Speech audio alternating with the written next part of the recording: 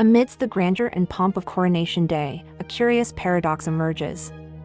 Some may argue that the British monarchy, with its historical baggage, is less free than a republic. Yet, the fact remains that the very freedom we enjoy today was first pioneered under the British monarchy. It was precisely this paradox that led to the abolition of the British Republic and the restoration of the monarchy.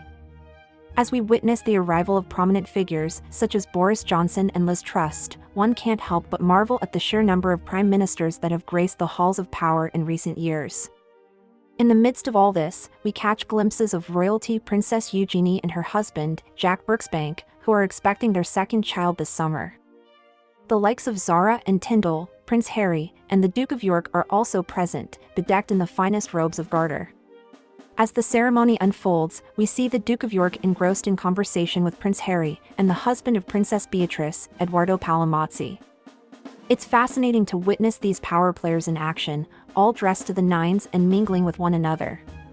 One can only wonder at the sheer political machinations taking place behind closed doors.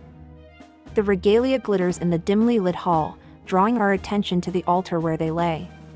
It's a sight to behold, a moment of history in the making. As the regalia is lifted from the altar with solemn reverence, we can't help but feel a sense of awe and wonder.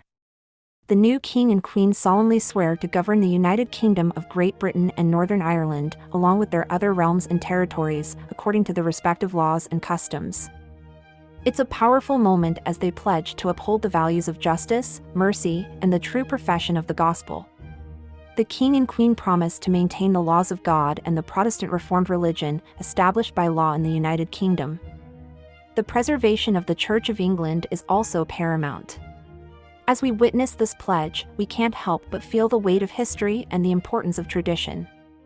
It's a moment that will be remembered for generations to come, the coronation of a new monarch, the symbolic passing of the torch from one generation to the next.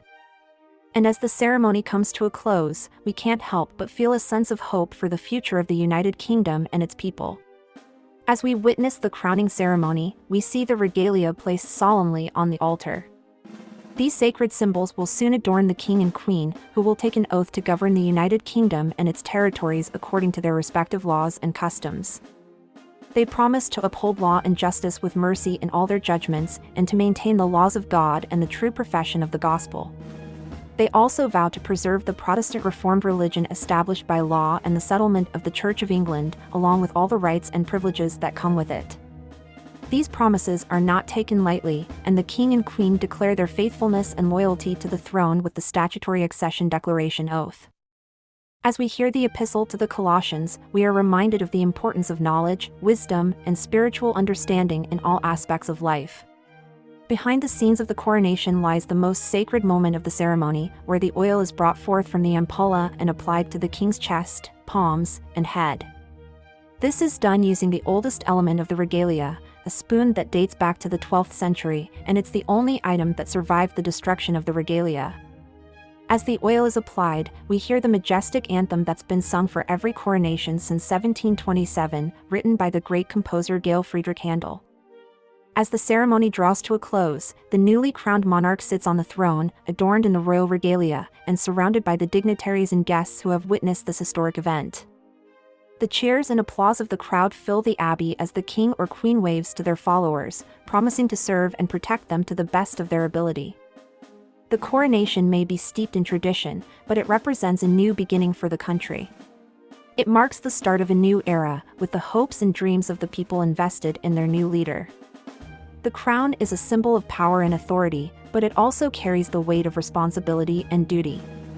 As we reflect on this ancient ceremony, we are reminded of the rich history and traditions of our nation and of the enduring spirit of our people.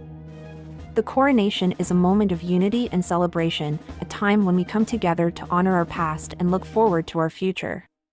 And as the newly crowned monarch takes their place at the head of our nation, we can be confident that they will lead us with wisdom, courage, and compassion, guiding us through the challenges and triumphs that lie ahead.